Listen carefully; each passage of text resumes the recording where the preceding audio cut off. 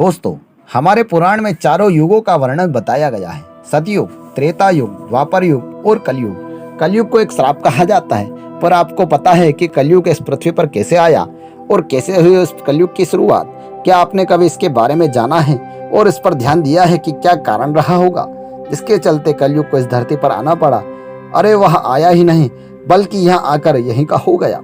तो आखिरकार क्या रहस्य है कलयुग का धरती पर आगमन के पीछे? नमस्कार दोस्तों, मैं हूं संजय शर्मा। आपका हमारे YouTube चैनल पर एक बार फिर तहे दिल से स्वागत है।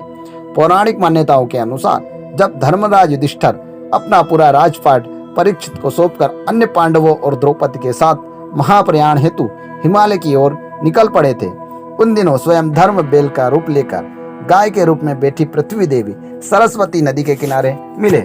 गाय रूपी पृथ्वी के नयन आंसुओं से भरे हुए थे, उनकी आंखों से आंसू बह रहे थे। पृथ्वी को दुखी देखकर धर्म ने की परेशानी पूछी, कारण पूछा, हे पृथ्वी देवी, तुम यह देखकर तो नहीं रो रही हो कि मेरा बस एक ही पैर रह गया है, या तुम इस बात को लेकर चिंतित हो कि अब तुम्हारे ऊपर बुरी ताकतों का, बुरे शासनों का शासन होने वाला है? इस सवाल पर पृथ्वी देवी बोली, धर्म, तुम तो सब कुछ जानते हो, ऐसे में मेरा दुख का कारण पूछकर तुम्हें क्या लाभ होगा? सत्य, पवित्रता, क्षमा, दया आदि के गुणों के स्वामी श्री कृष्ण के स्वधाम को जाने की वजह से कलयुग ने मुझ पर कब्जा कर लिया है।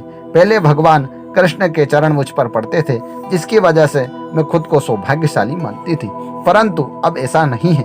अब मेरा सौभाग्य समाप्त हो गया है। धर्म और पृथ्वी जब आपस में बात ही कर रहे थे, इतने में असुर रूपी कलयुग वहां आ पहुंचा और बैल और गाय रूपी धर्म और पृथ्वी को मारने लगा।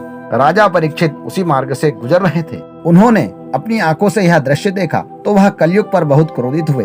राजा परीक्षित ने कलयुग से कहा, दुष्ट पापी तू कौन है और क्यों इस निर्दोष गाय और बैल को मार रहा है? तू महाअपराधी है, तेरा अपराध क्षमा करने योग्य नहीं है, इसलिए तेरी मृत्यु निश्चित है। राजा परीक्षित ने बैल के रूप में धर्म और पृथ्वी के रूप में गाय देवी को पहचान लिया था। राजा परीक्षित उनसे कहते हैं कि हे धर्म, सतयुग में आपके तप, पवित्रता, दया और सत्य, यह 4 चरण थे। त्रेता युग में 3 ही चरण रह गए थे और द्वापर में 2 ही थे, और अब इस दुष्ट कलयुग के कारण आपका एक ही चरण रह गया है।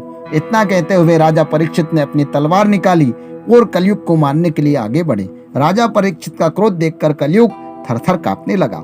कलयुग अपनी राग वेशभूषा उतार कर राजा परीक्षित के शरण में गिर पड़ा और क्षमा याचना करने लगा। राजा परीक्षित ने भी अपनी शरण में आए हुए कलयुग को मारना उचित नहीं समझा और उसे कहा, कलयुग तू मेरी शरण में आया है, इसलिए तुझे जीवन दान दे रहा हूँ, किंतु अधर्म, पापी, झूठ, कपट, चोरी, दरिद्रता आदि अनेक द्रव्यों का मूल कारण केवल तू ही है।